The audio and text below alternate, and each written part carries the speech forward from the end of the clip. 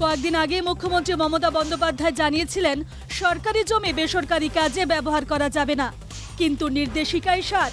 পূর্ব বর্ধমানের বরশুলে সরকারি জমির ওপর তৈরি হলো এমআর ডিলার অ্যাসোসিয়েশনের অফিস। সোমবার সেই অফিসের উদ্বোধন হয়। উদ্বোধকদের তালিকায় ছিলেন তৃণমূল বিধায়ক নিশীথ মালিক, বর্ধমান 2 পঞ্চায়েত সমিতির সভাপতি রাখি কোনার, ব্লক উন্নয়ন আধিকারিক সহ অনেকেই।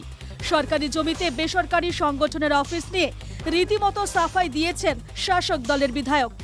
মাথার উপর একটি ছাদ করে নিয়েছে এবং ওরা বিডিও অফিসে একটি আমাদের পঞ্চায়েত সমিতিতে অফিসে ওরা, আমি যতদূর জানি যে ওরা ভাড়া সিস্টেম করে ওরা ওখানে কাজকর্ম করছে। ব্লক উন্নয়ন আধিকারিকের দাবি, সরকারের আয় বাড়াতে সরকারি জায়গায় থাকা ঘর ভাড়া দেওয়া হয়েছে। দোকানগুলোও যেমন ভাড়া নিচ্ছে, এটাও সেরকম ভাড়া বিস্তৃত। এখন আমাদের একটাই লক্ষ্য গভর্নমেন্টের আর্নিংটাকে বাড়ানো, যাতে রেভিনিউ রিসোর্সটা বাড়ে, যেটা আমরা অডিটে প্রায় ফেস করে থাকি। এই জায়গা বা এই জায়গাগুলো পড়ে থাকছে, এই জন্য সরকার চিন্তিত যে হয় এগুলো ভাড়া দিতে হবে অথবা সরকার সেগুলো ব্যবহার করবে।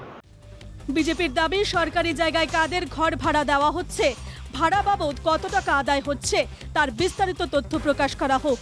সেই ভাড়ার যে রসিদ সেটা সংগ্রহের অপেক্ষায় আমরা রয়েছি, যে কারা ওই টাকা নেয় এবং এইভাবে সরকারি সম্পত্তি বেসরকারি সংস্থাকে ভাড়া দিয়ে কত টাকা ইনকাম হয়, কারা এই টাকার ভাগ পায়, এসবের তথ্য যাতে সামনে আসে তার শ্বেতপত্র প্রকাশের দাবি আমরা বিজেপির পক্ষ থেকে জানাচ্ছি। মুখ্যমন্ত্রীর বার্তার পরও সরকারি জায়গায় কিভাবে নির্মাণ হচ্ছে এবং খোদ শাসক দলের বিধায়ক কিভাবে সেখানে হাজির থাকছেন তা নিয়ে প্রশ্ন উঠছে। বিতর্কে নাম জড়ালেও বিষয়টি নিয়ে বেসরকারি সংগঠনের কোনো সদস্য মুখ খুলতে চাননি। পূর্ব বর্ধমান থেকে মোহাম্মদ খানের রিপোর্ট, এনকেটিভি বাংলা।